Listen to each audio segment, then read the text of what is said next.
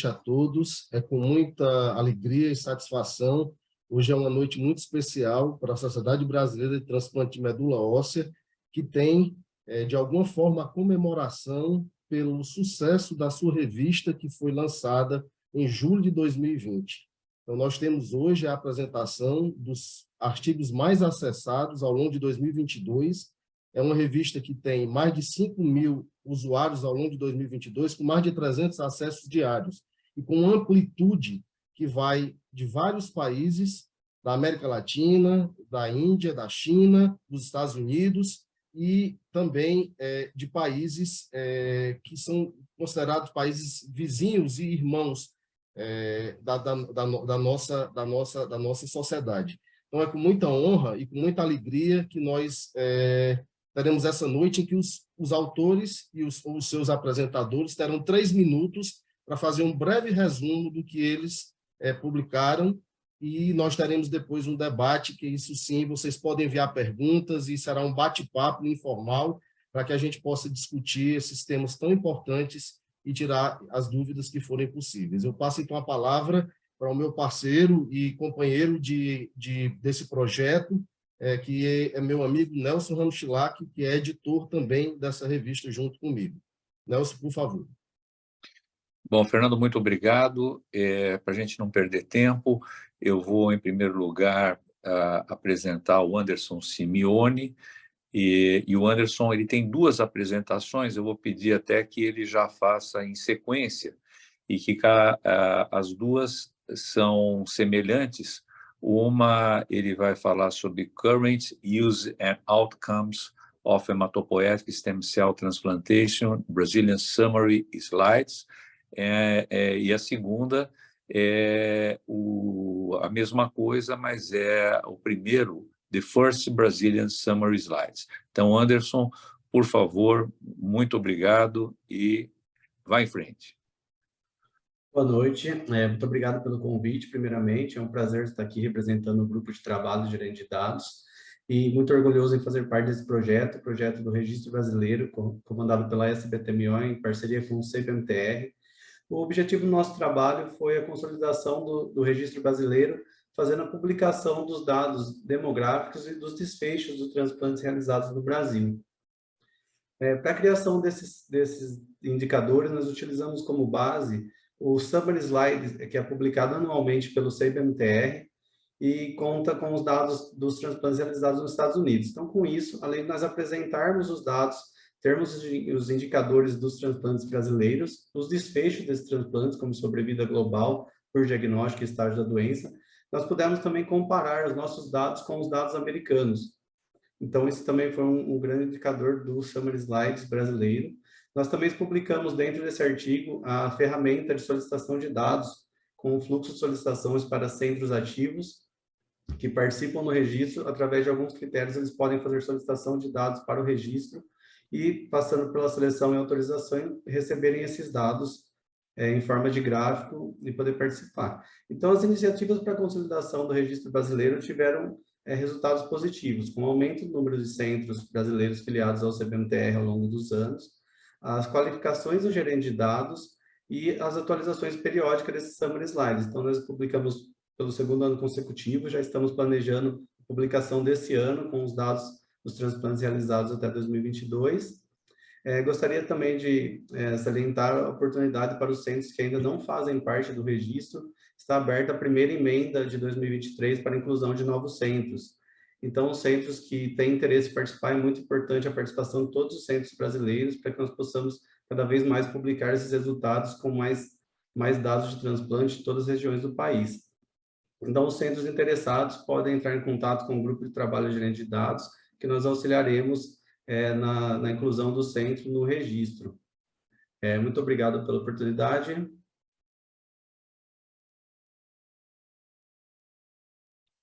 Bom, então, o Anderson conseguiu apresentar aí num tempo recorde. Muito obrigado, Anderson. E nós vamos, então, passar a apresentação para a doutora Lucila Kerbauer, que vai, aqui do Hospital Albert Einstein, que vai apresentar em nome de um grupo Preclinical Studies Using CAR-T Cells. Lucila, por favor. Boa noite a todos. Antes de mais nada, gostaria de agradecer a oportunidade de estar aqui com vocês. Esse é um artigo em que a gente teve cuidado de revisar quais seriam os estudos pré-clínicos necessários para a liberação de uma célula CAR-T, essa célula que vai, então, para a clínica. Então, a gente sabe que os linfócitos T, quando modificados geneticamente para expressar vem demonstrando resultados surpreendentes na terapêutica contra o câncer, e que o controle de qualidade e os estudos pré-clínicos para a gente poder caracterizar esse produto, ele é de fundamental importância para assim a gente demonstrar que esse produto, antes de mais nada, é seguro e ele tem a sua capacidade de reconhecer e matar as células tumorais, sendo assim eficaz.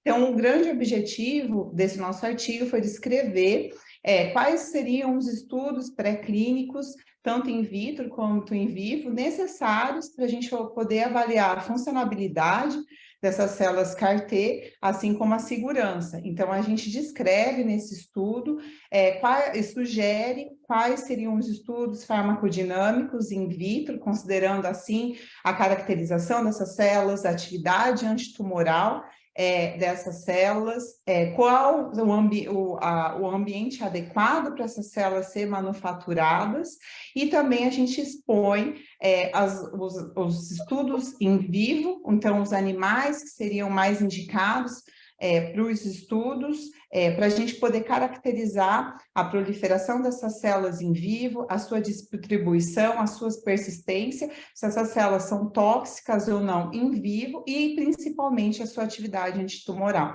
Então, foi um artigo de revisão que a gente elaborou com maior carinho para a gente abordar justamente os estudos pré-clínicos necessários. Obrigada. Muito obrigado, Lucila, parabéns.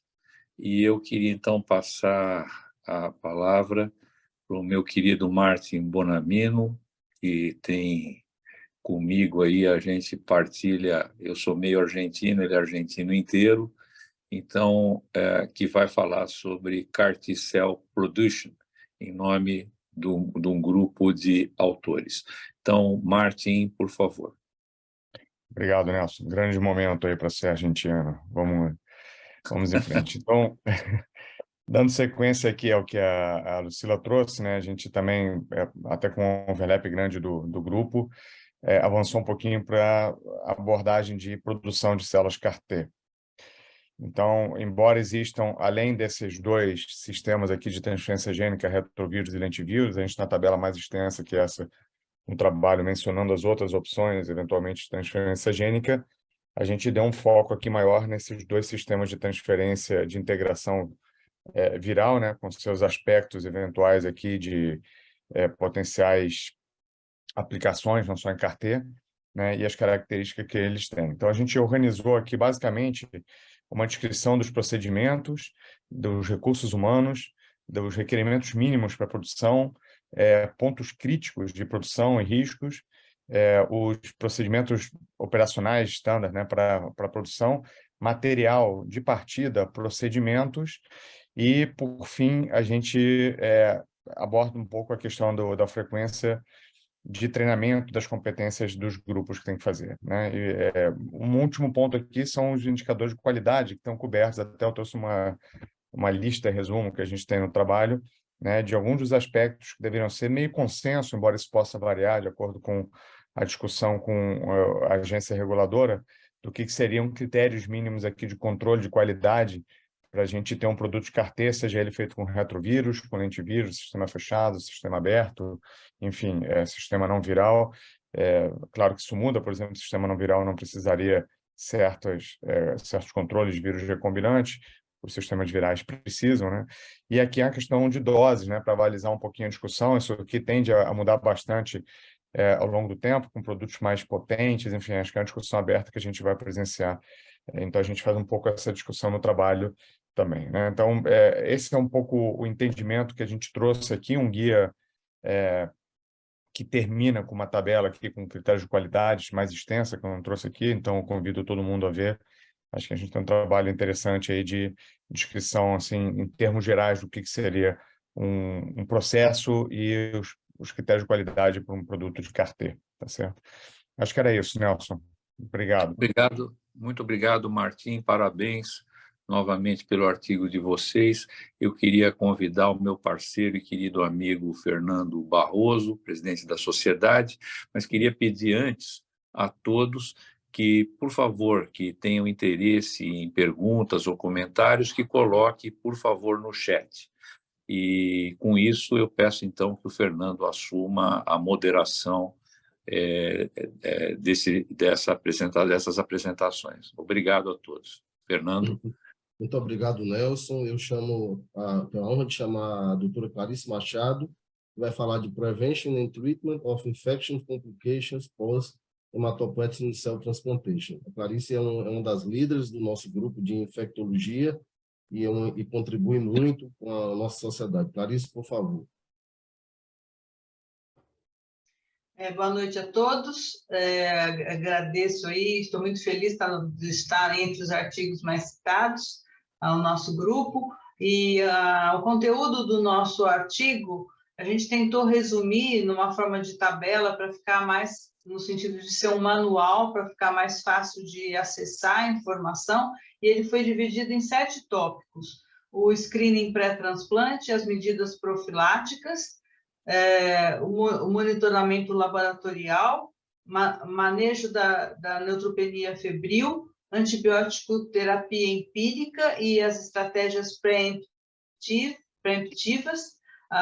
e o tratamento das doenças documentadas, das infecções já documentadas. E, por fim, um calendário, né, e uma orientação com relação ao programa de revacinação pós-transplante.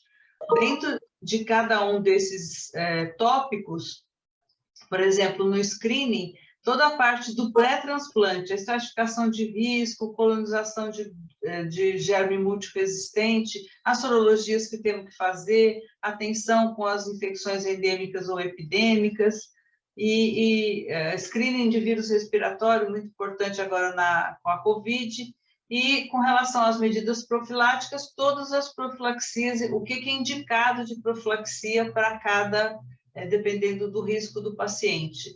Não só as bacterianas, como as antifúngicas, antiviral, e também o manejo das doenças negligenciadas, como toxoplasmose e as infecções por protozoário. No monitoramento, toda a questão do que exige um monitoramento, vigilância semanal ou um cuidado maior, justamente no pós-transplante. Mesma coisa com relação ao manejo da neutropenia febril, como é que a gente faz escalonamento, descalonamento, o que a gente tem que cobrir, enfim. Todas as estratégias empíricas e profiláticas e preemptivas, o tratamento das infecções mais comuns nos nossos pacientes e um programa de revacinação que a gente está incluindo a vacinas que chegaram novas. O que está marcado com estrela aí é o que a gente está revendo para a versão desse ano do consenso. Obrigada. Muito obrigado, Clarice. E agora eu gostaria de chamar a doutora Cíntia Correia. Cíntia é responsável pelo grupo dos GDs, com outros colegas, Elis, Anderson, Bruna, e a Cíntia falará do Establishment of the Brazilian Register of Hematopoietic Stem Cell Transplantation using the database of CIBMTR. Cíntia, por favor. Obrigada, doutor Fernando. Boa noite a todos. Bom, este artigo foi o levantamento de ações que a SBTMO, junto com os GDs da sociedade, realizaram ao longo do tempo para estabelecer o registro da sociedade. Então, nossa relação com o CIBMTR iniciou na década de 80, fatos como regularização do envio dos dados para o CIBMTR por meio de um estudo multicêntrico ocorreu em 2017. Em 2019, nós tivemos a parceria contratual entre sociedade e CIBMTR, e em 2021, como o Anderson já apresentou, houve a elaboração do primeiro summary do Brasil, com atualização em 2022. Lembrando que, ao longo do tempo, algumas ações como treinamento para gerentes de dados foi aí desenvolvidas para melhorar a acurácia das informações incluídas no CIBMTR. Este é um modelo que, inclusive, o doutor Marcelo Pasquini apresenta, então os centros assinam um contrato, têm acesso à plataforma e também aplicativos para baixar os dados. A sociedade tem acesso aos dados agregados do Brasil, gerando aí, por exemplo, summary slides. Próximo. Esse é um indicador, então, o que a gente pode relacionar é que, a partir de 2016, por meio das ações da sociedade, né, a gente já vê o impacto em 2017 até 2022, por meio da ascensão do número de centros ativos e, concomitantemente, o número de registros de transplantes no CIBMTR. Próximo. E para fechar, né, já trouxe o dado atualizado, pensando na atualização desse artigo, é que nós temos atualmente 78 centros liberados pela Conep para incluir dados no CIBMTR, o que correspondeu a 89% dos casos registrados na BPO, entretanto, 28% registraram no CIBMTR desses 78 centros. Então, nós continuamos com as ações aí, com a visão da sociedade, para melhorar o registro da sociedade, e o pedido do Anderson é o mesmo que o meu, façam parte do registro da SBTMO. Muito obrigada. Obrigado, Cíntia.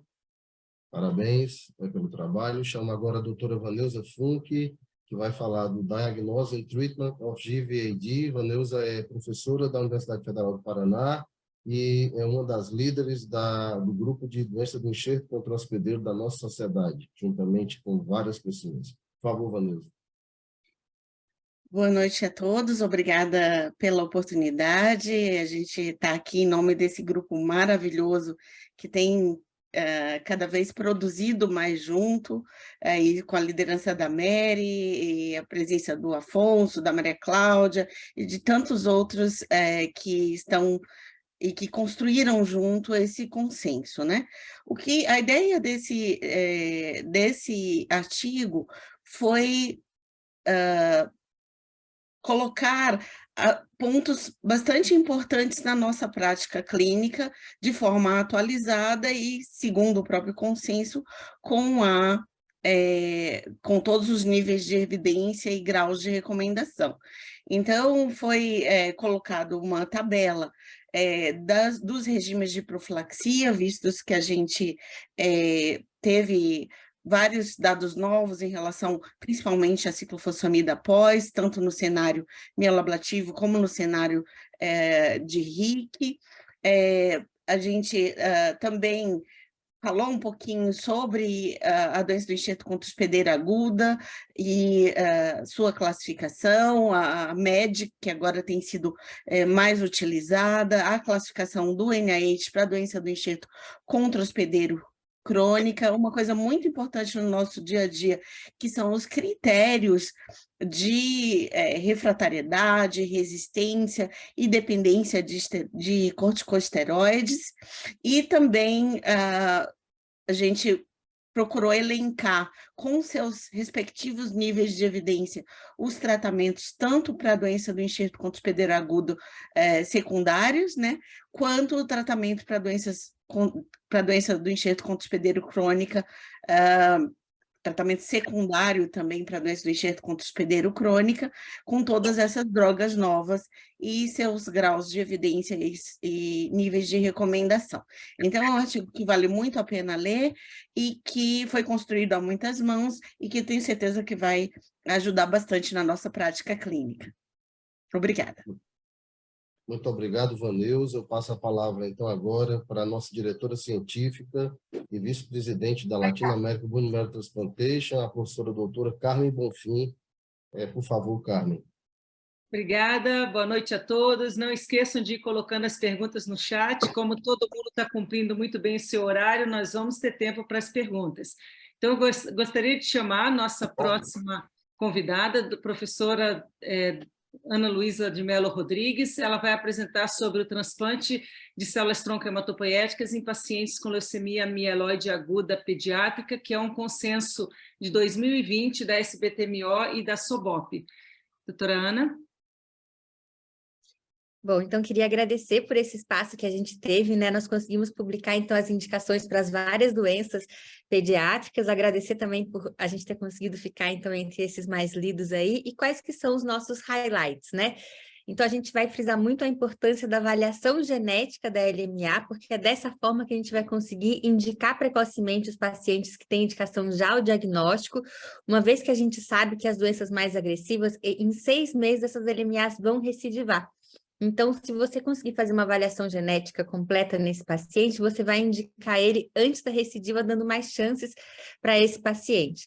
E também a resposta adequada ao tratamento sendo avaliada. Então, tanto às vezes quando a gente vai ter um marcador genético, que a gente pode ver se está repetindo ou não, quanto na avaliação por citometria de fluxo. E aqui a gente conta com o Grupo Brasileiro de Citometria, que está disposto a nos auxiliar em todas as nossas dúvidas. Então, será que aquele resultado que a gente tem é positivo, vai mudar a história desse paciente, ele vai para o transplante ou não? Os cuidados de suporte, né? Então, a terapia da LMA ela é muito agressiva e isso vai impactar muito na nossa sobrevida. Então, o paciente que chega com uma infecção fúngica para o transplante, para a gente é muito diferente daquele outro paciente que chega em melhores condições. Esse é um gráfico que a gente cita no trabalho para a gente ver a diferença do paciente que faz o transplante em primeira ou em segunda remissão para aquele outro paciente que vai fazer o transplante depois da segunda recidiva ou mais. E, teoricamente, isso não teria nem justificativa, né? Já que na primeira recidiva, esse nosso paciente já tem a indicação de ir para o transplante. Então, o grande pulo do gato na LMA nos últimos 30 anos foi fazer o transplante na hora certa e com o suporte de forma adequada. E onde é que está o nosso calcanhar de Aquiles, então, né? Então, por exemplo, nesses leitos para o transplante, pode ser que a gente faça a avaliação genética adequada, mas esse paciente demore mais do que 6 meses para ir para o transplante e aí não consiga ir em primeira remissão. Pode ser que ele faça o diagnóstico da recidiva, entre em remissão e acabe perdendo essa remissão enquanto ele espera ali. E se a gente tivesse mais leitos para o transplante, a gente também conseguiria pôr em prática algumas propostas que a gente colocou ali no nosso artigo, que é, por exemplo, flança, quando a gente faz como se fosse uma mini indução, 3 dias de descanso e já faz o transplante para aquelas doenças que ainda estão em atividade, que podem ser beneficiadas pelo transplante, e o autólogo como consolidação dentro de protocolos de pesquisa. Mas se está tão difícil da gente conseguir o leito para aquele nosso paciente clássico com indicação em remissão, imagina para esses nossos outros. E um agradecimento que a gente faz também por estar nesse momento de conseguir reunir e analisar os nossos dados com o apoio dessas instituições todas, né? A SBTMO dando esse espaço hoje para a gente aqui, a BHH, a SOBOP, o GBFlux, que é esse grupo que tem analisado com tanto êxito dos nossos exames de citometria, e o GEOMAI, que é o grupo dentro da SOBOP, que faz parte do GBTLI e que estuda as leucemias mieloides agudas em crianças e adolescentes. Obrigada, Aninha. Vamos chamar agora, então, o professor Dr. Fernando Barroso, presidente da SBTMO, que vai falar, então, sobre o trabalho que foi publicado, comparando os dados aí, a influência, né, a influência que teve a pandemia do Covid nos serviços de transplante de medula óssea do Brasil e nos protocolos também que foram adotados entre maio e junho de 2020. Fernando? Obrigado, Carmen. Esse trabalho, ele, de alguma forma, ele é um registro histórico de como nós nos comportamos diante da pandemia e como nós nos adaptamos para continuar realizando transplante. Todos fomos pegos de assalto, de alguma maneira, e foram necessárias muitas adequações. Alguns centros tiveram que não só reduzir, mas fechar leitos e ceder leitos para a Covid. E a ideia desse trabalho era fazer a pergunta, com 14 perguntas, para que a gente entendesse que cada centro no Brasil estava vivendo. O Brasil, eu sei que tem estrangeiros, ele tem dimensões continentais, então há diferenças regionais. E isso foi importante porque essa linha de raciocínio nos ajudou a, por exemplo, saber da importância da testagem dos pacientes, dos doadores, e muitas vezes também testar os profissionais de saúde. E à medida em que nós implantamos essas modificações, com auxílio importante da doutora Clarice Machado, que esteve conosco nessa jornada, nós conseguimos mudar e sair de patamares de redução próximo a 50% a 75% para níveis em torno de 25% a 30%. Então, isso expressa mais ou menos essa adequação e a capacidade de superação que os transplantadores tiveram nesse momento. Esse trabalho teve esse intuito e, para mim, ele é importante porque ele tem um registro histórico do que nós vivemos. Muito obrigado. Obrigada, Fernando. Não esqueçam de colocar as perguntas. A gente está aqui com o nosso último, mas não menos importante trabalho, que vai ser apresentado pela professora doutora Liane Esteves Daut, sobre transplante de células tronco-hematopoéticas em pacientes com leucemia linfoblástica aguda do pediátrico, né? Também é um consenso de 2020 da SBTMO e da SOBOP. Por favor, professora. Bom, boa noite. Acho que mais que agradecer a oportunidade, eu tenho que agradecer a todos os leitores que nos colocaram aqui nessa apresentação hoje. Definir as indicações de transplante alogênico para a LLA pediátrica não é fácil. Nós estamos falando de uma doença que tem uma resposta, sobretudo na primeira linha, a quimioterapia muito boa. E todos os estudos, na verdade, são baseados nos grandes protocolos e cada um deles tem algumas indicações diferentes e, sobretudo, usam metodologias diferentes dessa avaliação. Essas são as tabelas, então, que eu estou apresentando para vocês que estão no estudo. Se eu posso resumir a indicação em primeira linha, eu acho que o ponto principal é que a gente tenha uma boa DRM feita no momento certo, e as definições hoje, todas elas falam que a persistência da DRM que vai indicar o transplante em primeira remissão é por volta da 12ª semana de tratamento, ou seja, depois da primeira consolidação, vamos dizer assim, baseado, então, em valores que são superiores a 0,01%, e aqui também acho que é muito importante citar que a gente precisa ter uma DRM de boa qualidade, sobretudo quando nós estamos falando da metodologia que o Brasil tem, que é a citometria de fluxo. Na segunda remissão, essa indicação fica um pouquinho mais fácil, ela fica baseada no tempo de remissão, então as leucemias que têm indicação clara são aquelas que têm uma recidiva precoce, dentro dos primeiros 30 meses de tratamento, mas, de novo, também se entende que talvez a DRM possa indicar, sobretudo naquelas crianças que têm recidiva tardia, a melhor indicação de transplante, o quanto que o transplante possa beneficiá-las. E a LLAT, essa sim, né, pelo prognóstico que temos e, sobretudo, pela ausência ainda de outras terapias que hoje na LLA estão mais disponíveis, a indicação do transplante passa a ser a indicação clássica em qualquer recidiva. E o último dado que eu gostaria de colocar, acho que a gente pode dar continuidade aos slides, é a importância da irradiação corporal total como condicionamento da LLA pediátrica. Recentemente nós temos, e talvez aqui o único estudo randomizado do que nós estamos falando aqui, que randomizou o uso de radioterapia, de radiação corporal total, comparando com a quimioterapia, e o resultado da irradiação corporal total, sobretudo para as crianças com idade superior a 3, 4 anos, é maior. Então, na escolha do condicionamento, essa tem que ser uma indicação importante. Acho que esses são os dados principais que a gente tem nesse artigo. Eu gostaria de agradecer a todos os colegas que participaram e que tiveram seus nomes citados ali na primeira apresentação, e fico à disposição também para a discussão a seguir. Obrigada, Eliane, obrigada a todos os apresentadores que foram absolutamente... Quem me conhece sabe que eu fico muito feliz que todo mundo cumpriu o tempo, né, correto e tudo mais. Estou, assim, impressionada, porque nós vamos ter um tempo maravilhoso para a discussão. E eu já vou aproveitar aqui com a primeira pergunta que a gente tem, da doutora Daniele Oliveira, né, do Redome.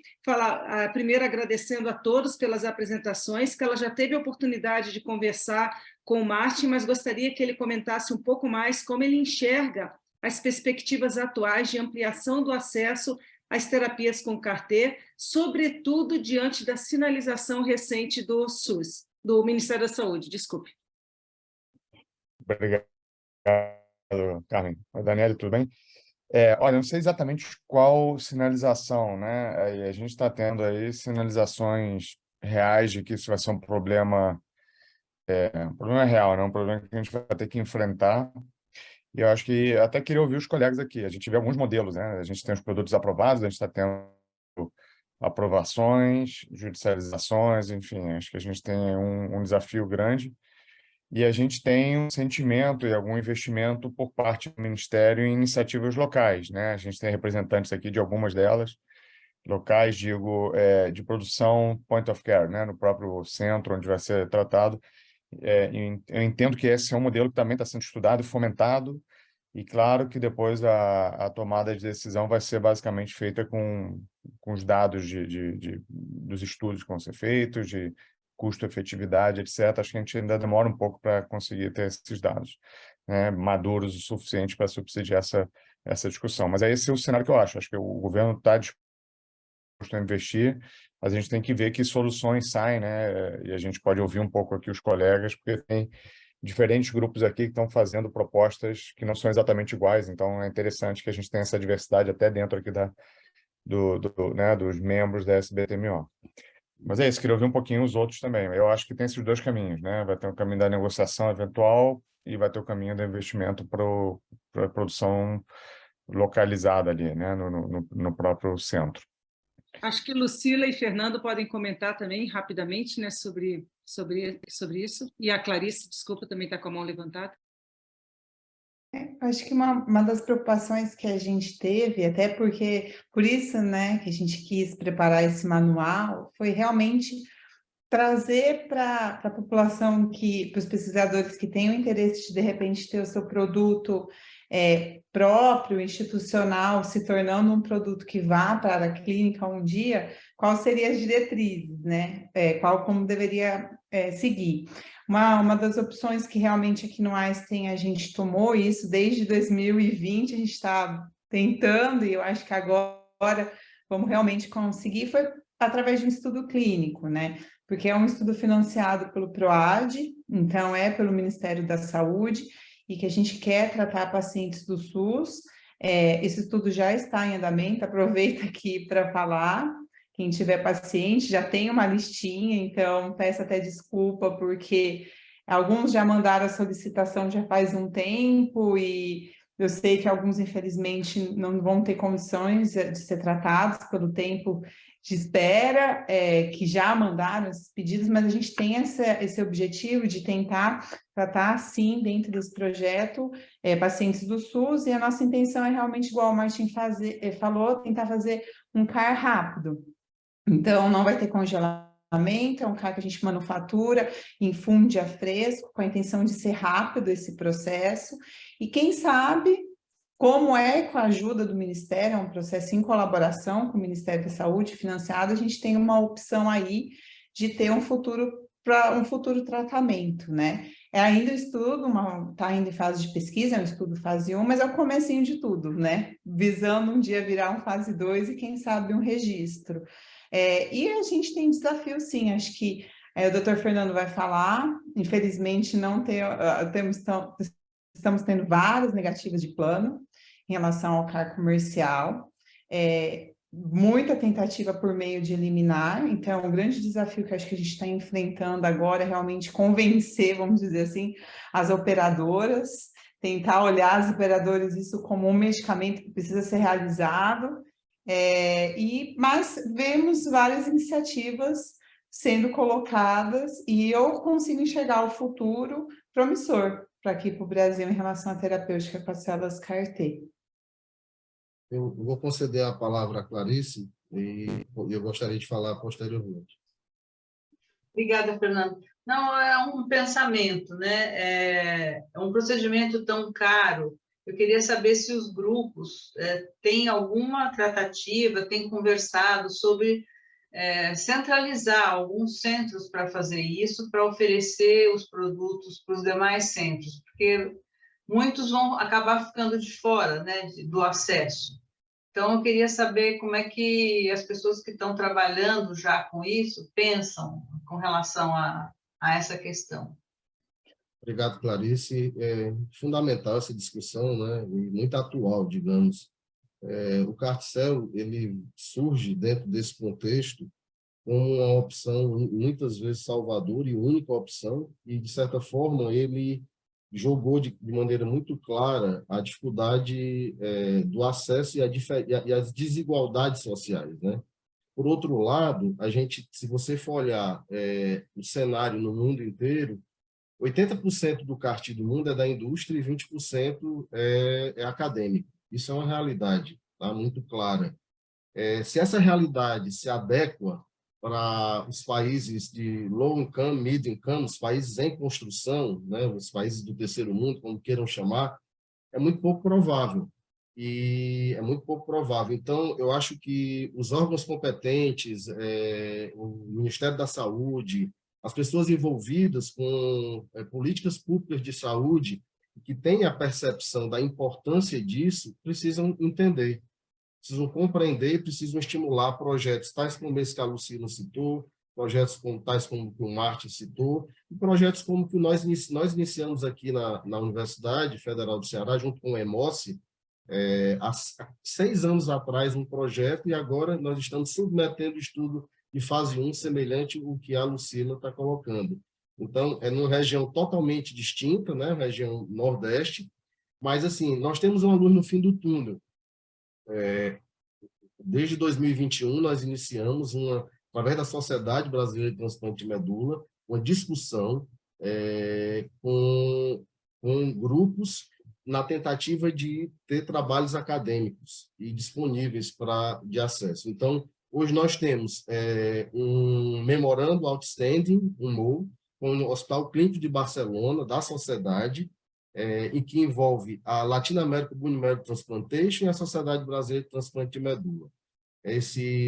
Nós temos a participação do Dr. Álvaro Urbano Esquizua, do Dr. Manel, são do Hospital Clínico de Barcelona, o Dr. Amado Carduz, que é da LABMT, e a doutora Carmen Bonfim, que é a vice-presidente, e a nossa Sociedade Brasileira de Transplante.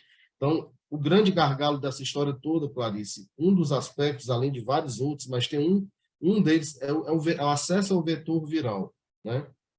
Então, uma das coisas que a gente tem discutido com Barcelona é exatamente poder ter acesso a esse vetor viral a um custo mais baixo e que possa ser viável para o nosso país. Existem iniciativas do grupo de Ribeirão Preto, juntamente com o Butantan, doutor Dinas, que é muito importante também.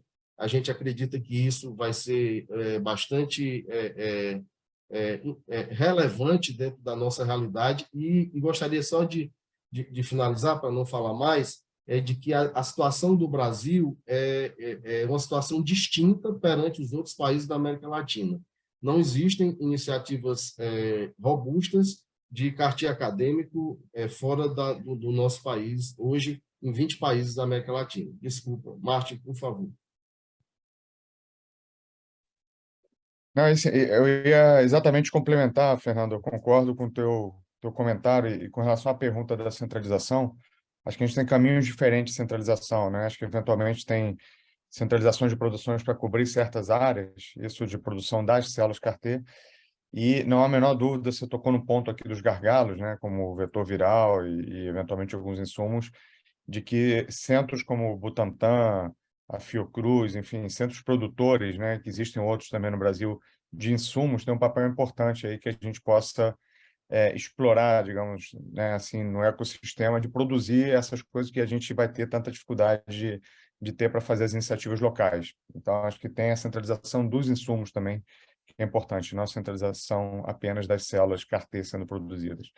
E isso pode licenciar vários grupos a fazerem suas iniciativas locais, e acho que até por isso esses textos que a gente gerou aqui são importantes até como guias iniciais para quem quiser trabalhar com suas iniciativas nos seus próprios centros. Mas era isso, eu concordo com você. Obrigado, Martin. Carmen, por favor. Maravilha, vamos só mudar um pouquinho aqui com as outras perguntas que a gente tem para os outros autores, e nem que a gente volte depois para o assunto do CAR-T, que é sempre um assunto que é muito emocionante também. Mas tem pergunta para os GDs, que aí tanto para o Anderson como para a Cíntia, em relação ao que vocês consideram assim, que são as maiores dificuldades para ter a perda de segmento, porque nós vimos ali que no trabalho que o Anderson colocou, existe um grande número de pacientes aí que não tem um segmento, um follow-up adequado o tempo inteiro. Então, o que o Brasil pode fazer para poder diminuir isso? E, Cíntia, se você pudesse comentar rapidamente o que são os planos aí que vocês vão ter para o próximo ano, para que, de novo, vocês publiquem e sejam um dos 10 artigos mais acessados aí do país. O que vocês têm em mente aí, se vocês puderem falar rapidinho? André, você quer comentar sobre o segmento? Posso comentar, a gente sabe que a grande dificuldade no Brasil, a extensão territorial, né, e os centros recebem pacientes de todos os estados, então isso dificulta muito o segmento pós-transplante.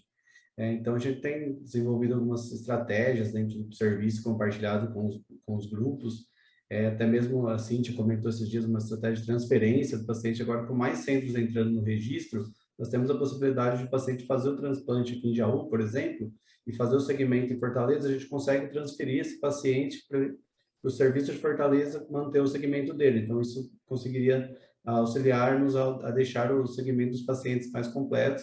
Realmente é um desafio que nós temos. A mediana de segmento do nosso estudo ainda está um pouco abaixo do summary americano, mas a gente tem melhorado e feito essas estratégias para tentar alcançar um mediano de segmento maior, para ter mais fidelidade ainda nos dados dos nossos transplantes. Concordo com... Pode falar, doutor. Não, perdão, pode falar sim. Não, eu tive uma experiência aqui no centro, consegui transferir mais de 7 pacientes para centros ativos no CIBMTR e a atualização foi muito rápida. Então, eu me lembro da Eli sempre falando sobre essa dificuldade, né, de atualização desses dados, e se todos os centros de transplantes, né, registrarem, estiverem ativos no CIBMTR, a plataforma, ela faz com que você consiga esse tipo de transferência. E aí a gente vê um impacto positivo nos estudos que estão em andamento no país, inclusive o aplidêntico. Quer falar, doutor Fernando? Não, eu queria, pode concluir, por favor. Quero sim, mas pode concluir.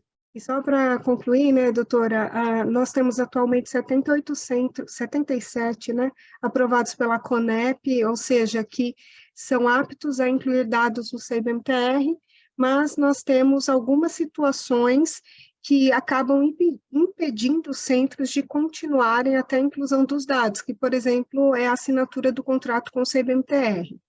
Mas desde o ano passado, o jurídico da sociedade vem dando auxílio para esses centros, e nós temos aí uma perspectiva de aumento de centros ativos. O que significa isso? Imputando os dados no CIBMTR. O Anderson, ele sempre faz um dash para que a gente veja, assim, se todos esses centros colocassem os dados no CIBMTR, qual seria a porcentagem do nosso N total anual? 90% total, e chega a 90% halogênico, que é muito importante, por exemplo, para os estudos da DASH, com a melhora da devolutiva dos dados. Então, nós estamos trabalhando, né, eu e o Anderson, a gente aparece bastante, mas é um grupo, a gente sempre fala, o grupo de trabalho do GD são todos os gerentes, que fazem com que os dados sejam incluídos na base do CIBMTR. E nós trabalhamos, assim, há 8 anos para que isso aconteça no país, junto com a sociedade, nós fazemos parte. E é isso, treinamentos, a comunicação efetiva entre o grupo e compartilhamento de experiência. Queremos atualizar esse artigo do summary, esse artigo de ações e mais um sobre segmento aí. Então, essa é a perspectiva para a revista, viu, doutor Fernando? Mais 3 artigos para esse ano. Muito obrigado, parabéns. Eu queria fazer uma pergunta para a doutora Clarice. Clarice, eu não sei se você podia falar sobre alguma coisa sobre as vacinas, para a COVID, principalmente essas vacinas bivalentes que estão chegando, como é que a gente deve interpretar isso para os nossos pacientes? Bom, as vacinas bivalentes, elas estão chegando para algumas populações só de maior risco, né? Então, além de idosos, o imunocomprometido está incluído também. Elas fazem sentido, né, pensando na questão da cobertura para as novas subvariantes aí da cepa Ômicron ainda, né? A gente ainda está com a Ômicron e subvariantes das mesmas. Então, é esperado que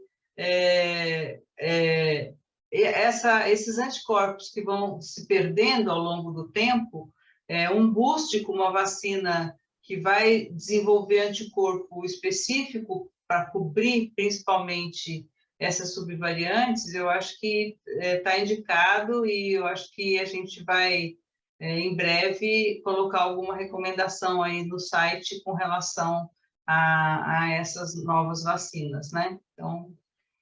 Muito obrigado, Clarice, foi muito bom.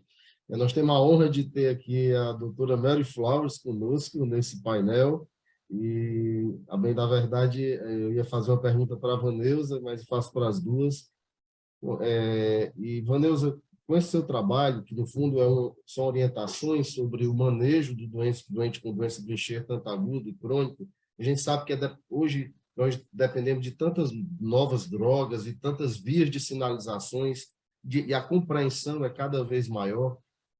Como você vislumbra o futuro do tratamento da doença do enxerto? Como vocês vislumbram, Mary e Vaneusa?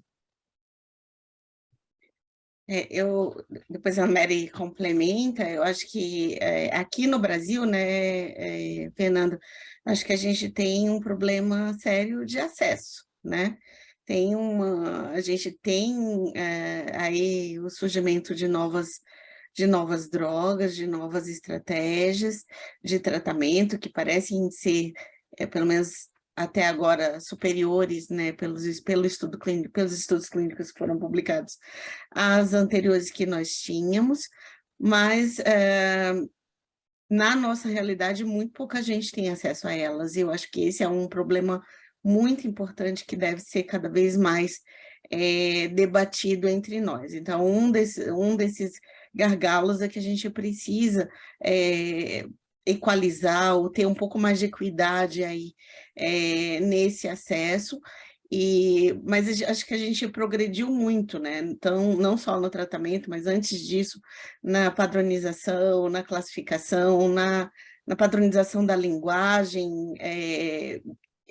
A gente sabe melhor, com mais propriedade, qual é o paciente que a gente está tratando, qual é o estadiamento dele e quais são, portanto, as estratégias terapêuticas. E agora, acho que o grande dever de casa é tentar, aqui no Brasil, né, tentar otimizar os nossos recursos para que a gente consiga, de fato, tratar um maior número de pacientes de forma mais equivalente, né, do que a gente vê aí na literatura. Então, vou pedir para a Mary complementar. Acho que você cobriu muito bem, Vaneusa. Eu quero, em primeiro lugar, dar parabéns a todos os autores. Eu acho que vocês são fantásticos, que essa iniciativa é extremamente louvável, uma vez que dá a oportunidade da gente pensar mais no todo do que no indivíduo e a repercussão disso. Particularmente, o T-Cell, eu acho que vocês começaram a coisa certa. É fundamental, a me ver, que esse tipo de tratamento seja feito under a study, a clinical trial.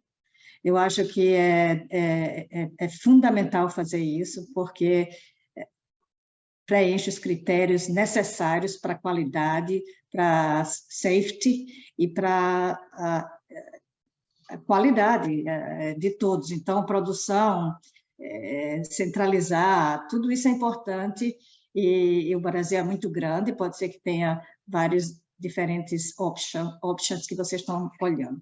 Sobre o GBH, eu acho que no Brasil a oportunidade, porque esses novos tratamentos, eles são muito caros também, não é? Então, a questão financeira num país como o nosso é importante. Então, tem uns modelos japoneses que eu acho que a gente tem que pensar isso mais e mais no Brasil, que é tentar parear com as companhias que fabricam essas novas drogas aprovadas, para fazer estudo no Brasil, mostrar, então, que teve semelhar resultados aos que foram utilizados para regulamentar e aprovação dessas drogas nos Estados Unidos e na Europa, e se então seria uma metodologia para o Brasil regular a aprovação ou não dessas drogas. Então, pelo menos ter estudo melhora um pouco o acesso, porque se você tem no estudo, você tem a droga de graça, e você pode fazer estudos. Então, eu acho que a nossa próxima ideia, talvez, no GDECO, é pensar nisso e começar a mexer os pauzinhos para verificar com essas pareações dessas indústrias. Isso é fundamental. Eu acho que estudo clínico em várias áreas, né? O Brasil já tem uma ampla experiência em estudo clínico com drogas da indústria farmacêutica em neoplasias malignas, né?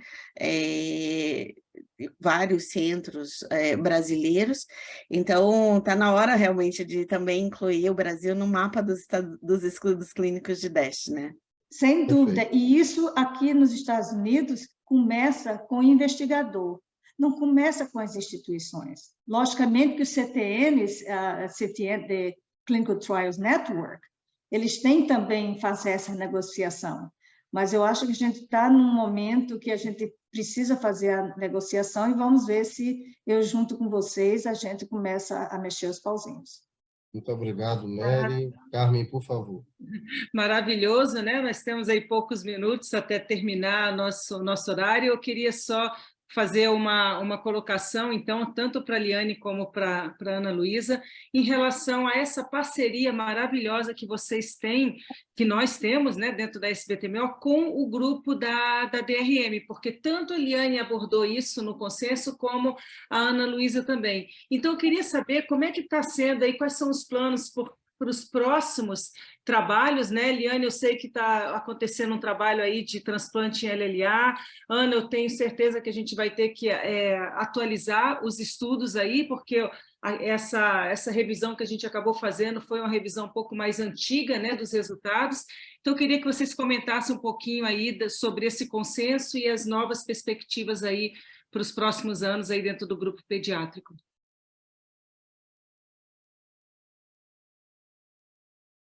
Acho eu, então, a Ana ficou tranquila. Bom, acho que essa parceria é super importante. A doutora Maura, né, representando o grupo do GB Flux, participou da elaboração do nosso consenso e tem se estimulado muito que, sobretudo naquelas crianças que têm indicação de transplante, que a gente possa fazer uma revisão centralizada do resultado da DRM. Muitos centros, os principais centros hoje têm usado o Euroflux como metodologia, e isso facilita muito, porque é uma metodologia bastante precisa, mas de qualquer forma a gente tem trabalhado em buscar, né, essa parceria assim, para poder ter um resultado. O Brasil acho que está trabalhando, né, em LLA também com um protocolo comum, que é o GBTLI, que deve estar começando agora, né? Os critérios de indicação de transplante ainda não ficaram tão consolidados nesse protocolo, mas ele é um protocolo que também trabalha bastante com a citometria de fluxo e tem buscado também uma centralização, pelo menos que se faça uma revisão dos dados em conjunto com o GB Flux. Então, acho que isso é, sem dúvida nenhuma, uma importância grande.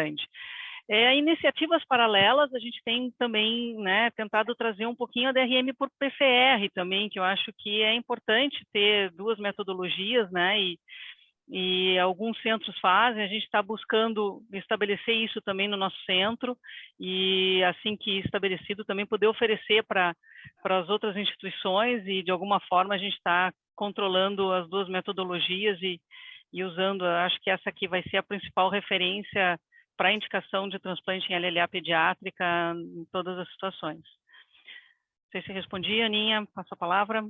Sim. Eu acho, doutora, que então podemos topar esse desafio aí, refazer, porque realmente quando a gente fez, a gente tinha deixado mais ou menos até 2012, que era para a gente ter mais ou menos 5 anos de sobrevida, quando a gente publicou o artigo, e quanta coisa mudou de lá para cá, né? Essas reuniões que a gente tem, então a gente se espelhou na reunião da SBTMO pediátrica, que a gente tem uma reunião toda terça-feira.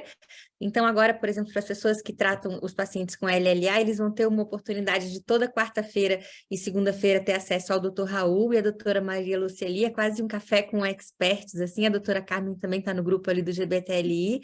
Na LMA a gente tem toda terça-feira uma reunião em que as pessoas podem levar os casos, e isso é muito rico porque as pessoas, às vezes, de centros pequenos e que antes ficavam até inseguras com as condutas, cada vez mais contam mesmo como é que foi, que exame que teve acesso, que não teve acesso, e conseguem ter essas opiniões dos experts. Às vezes muda completamente como é que elas iam agir em um caso e no outro, e também porque não fica aquela discussão só por e-mail, em que quem fez a pergunta recebe a resposta. Então agora quem entra na reunião e às vezes vai ter um caso semelhante dali a pouco tempo, também consegue aproveitar aquilo e utilizar. Enquanto eu via vocês falando aqui, eu tenho uma lembrança muito bonita da minha residência, a doutora Carmen vai lembrar também, tem uma aula inaugural do doutor Pasquini, em que ele fala assim, que na UFPR a gente está num local em que a gente não só consome conhecimento, mas a gente produz conhecimento. E eu acho que a iniciativa da revista, essa união da SBTMO, e tudo que a gente tem visto acontecer nesses últimos anos tem também transformado a SBTMO em um local que não só consome conhecimento, mas que produz conhecimento. E eu fico muito satisfeita de estar vivendo aqui nessa época e estar aí entre vocês. Muito obrigada. Eu queria muito agradecer, Ana Luísa, agradecer a todos os autores, em nome do Nelson, em nome da sociedade, em nome de todos. Foi um momento único, a gente pretende fazer isso uma vez por ano, tá? E essa aula vai estar disponível, essa discussão, na verdade, vai estar disponível no YouTube amanhã à noite para todas as pessoas, de maneira bastante democrática. O objetivo é isso mesmo, ter uma sociedade brasileira de transplante cada vez mais inclusiva, mais atenta ao que está acontecendo ao nosso redor, e que a gente possa cada vez mais cuidar melhor do nosso paciente. Esse é o nosso principal objetivo. Eu queria passar a palavra, não sei se o Nelson consegue falar, Nelson, para que a gente possa finalizar e falar da nossa alegria, né? Fernando, eu fiquei muito satisfeito aqui com o desenlace de todo o processo das apresentações. Eu queria destacar que nós tivemos um pouquinho de cada coisa, de coisas importantes da sociedade, como, por exemplo, o registro e os dados que a sociedade tem, a questão da doença enxerto contra o hospedeiro, que tem sido um grupo extremamente ativo, o grupo da pediatria, que está aí presente, a questão da infecção, que tem sido liderado pela Clarice, e toda a questão que se passou aí com a relação à Covid, que você tão bem resumiu, e também não poderia deixar de destacar a questão do CAR-T, né? Que toda essa questão de acesso e também das iniciativas acadêmicas também foi levantado aqui por todos. Então, eu acho que a missão foi cumprida e muito obrigado por me permitir participar junto com vocês desse evento tão importante. Obrigado, Nelson. Obrigado a todos. Em nome da doutora Mary Flowers, eu agradeço de coração e desejo a todos uma noite maravilhosa. Estamos muito felizes e esperamos nos encontrar a qualquer momento. Tá? Então, fica um abraço e um fraterno abraço da SBTMO no coração de cada um de vocês. Boa noite, fiquem com Deus. Tchau, tchau. Obrigada, pessoal. Valeu. Tchau, tchau. Tchau, gente. Tchau. Boa noite, obrigada.